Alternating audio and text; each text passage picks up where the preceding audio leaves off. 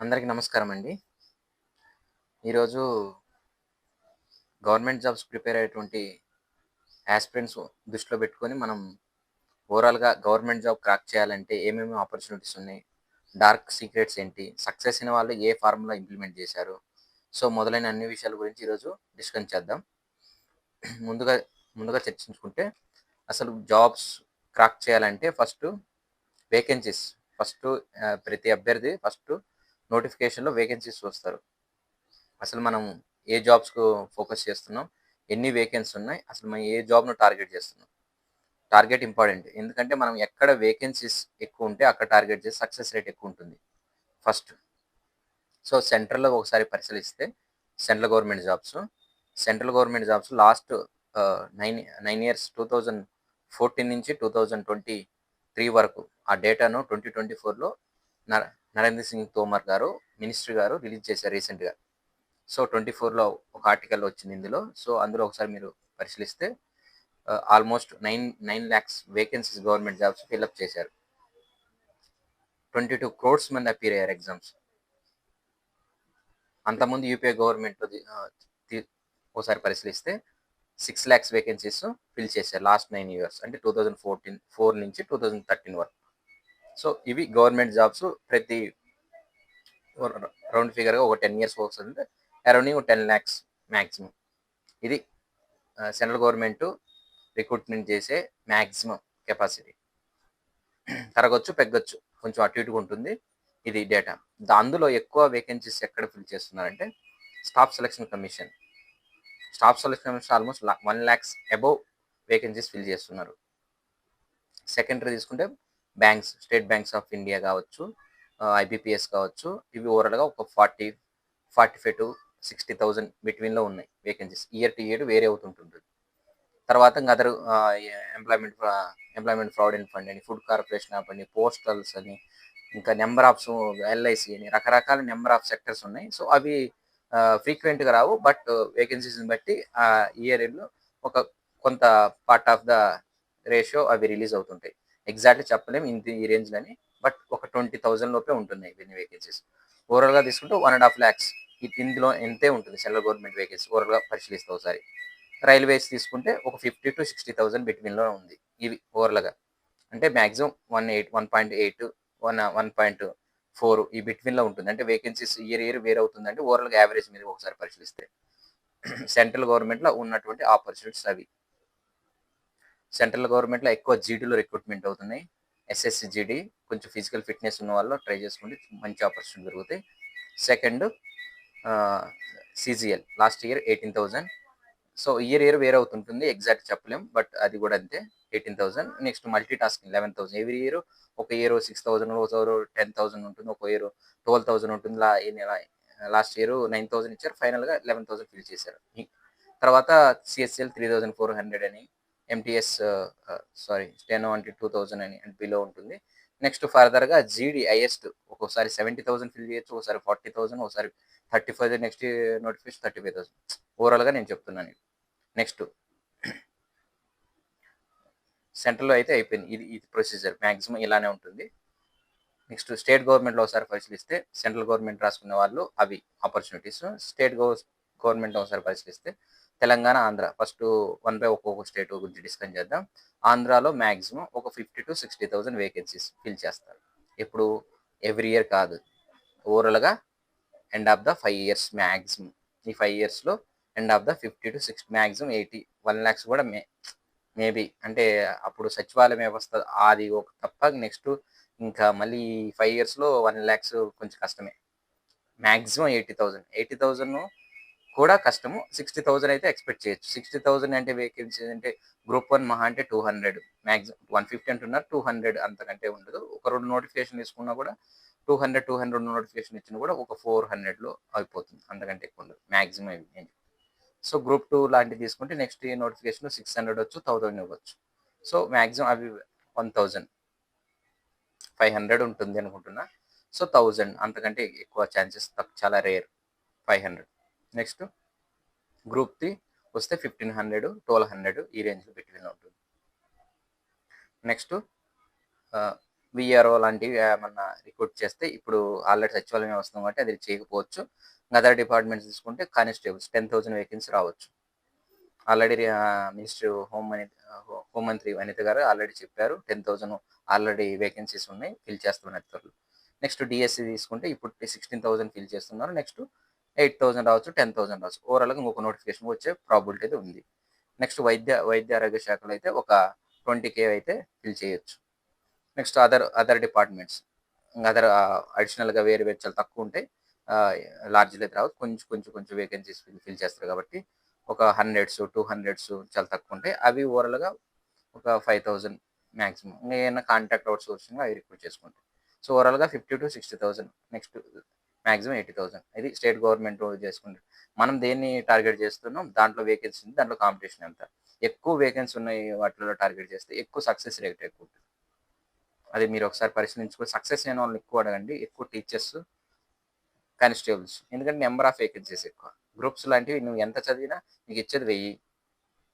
అప్పుడు ఆ 1000 మందిని సెలెక్ట్ చేసుకోవాలి. నువ్వు 5 లక్షలు 10 లక్షలు ఇదే ఇంతే ఉంటుంది సెలక్షన్ ప్రాసెస్. సో డిఎస్సి 16,000లో వాళ్ళు రాసేది 6 lakhs. అదే గ్రూప్ 2 5 to 6 lakhs రాస్తారు. 5 to 6 lakhs రాసినా నీకు వేకెన్సీస్ 900. సో ఎక్కువ వేకెన్సీస్ ఉన్నప్పుడు ప్రాబుల్ సక్సెస్ రేట్ ఎక్కువ ఉంటుంది. డిఎస్సికి నెంబర్ ఆఫ్ బుక్స్ ఏం లేవు, వాళ్ళకి పర్టికులర్ ఒక సిలబస్ ఉంది, పర్టికులర్గా వాళ్ళకు ఒక స్టిక్ అని ఒక బార్డర్ ఉంది అకాడమిక్ బుక్స్ అని, అందులోంచే వస్తాయి వాళ్ళకి క్వశ్చన్ టు ఆన్సర్. సో నాకున్న అవగాహనతో చెప్తున్నాను. నెక్స్ట్ కానిస్టేబుల్స్ ఇంకా అది జనరల్ అవేర్నెస్ లాగా ఉంటుంది. ఫిజికల్ ఫిట్నెస్ ఉన్న వాళ్ళకి ప్రాబిలిటీ ఎక్కువ ఉండే ఛాన్సెస్, కొంచెం అదొక వాళ్ళకి అడ్వాంటేజ్, కొంచెం కష్టపడ్డా వచ్చేస్తుంది. సో సక్సెస్ రేట్ తొందరగా ఇచ్చాయి. గవర్నమెంట్ జాబ్ అచీవ్ చేయాలనుకున్న వాళ్ళకు ఆపర్చునిటీస్ ఇవన్నీ. తెలంగాణ పరిశీలిస్తే తెలంగాణ 11,000 విఆర్ఓ అంటున్నారు, మా అంటే గ్రూప్ 2 నెక్స్ట్ 1,500 రావచ్చు, 2,000 గ్రూప్ 3 కావచ్చు, రిమైనింగ్ గ్రూప్ 1 లాంటిది ఒక 200 ఎంత రావచ్చు. ఓవరాల్గా వైద్య ఆరోగ్య శాఖలో 20,000, కానిస్టేబుల్ ఎస్ఐ రిమైనింగ్ 20,000, రిమైనింగ్ సంబంధించినటువంటి డిఎస్సి లాంటివి తీసుకుంటే ఒక 20,000 లోపు, 15 to 20,000. వాళ్ళలో కూడా 50-60 వేరే అవుతుంది, కొంచెం అటు ఇటుగా ఈ రేంజ్లో బిట్వీన్లో ఉంటుంది.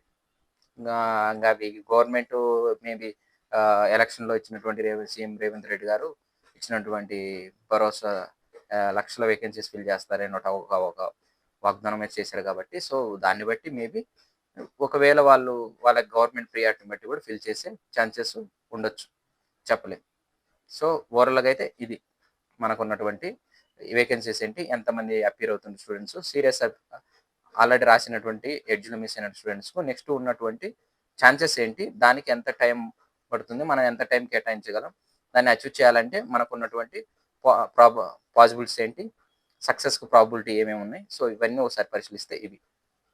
సో సక్సెస్కు ప్రధానమైనటువంటి పంచసూత్రాలు 5 ఉన్నాయి. సక్సెస్ అయిన వాళ్ళు ఎక్కువ, డార్క్ సీక్రెట్ ఏం లేదు ఇక్కడ ఇందులో.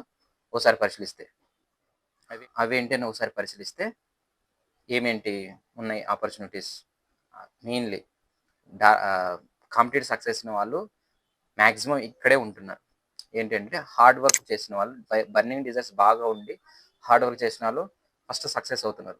నెంబర్ ఆఫ్ పీపుల్స్ ఒకసారి మీరు అబ్జర్వ్ చేస్తే మీ సరౌండింగ్ వాళ్ళు సక్సెస్ అయిన వాళ్ళు ఫస్ట్. ఇది మీకు ఇవన్నీ అందరికీ తెలిసే ఉంటుంది, బట్ నేనైతే ఐడెంటిఫై చేసి నాకున్నటువంటి అవగాహనతో first one hard work, burning desires బాగుండాలి, వాళ్ళు సక్సెస్ అయిన వాళ్ళు ఎక్కువ మంది ఇక్కడే ఉంటారు.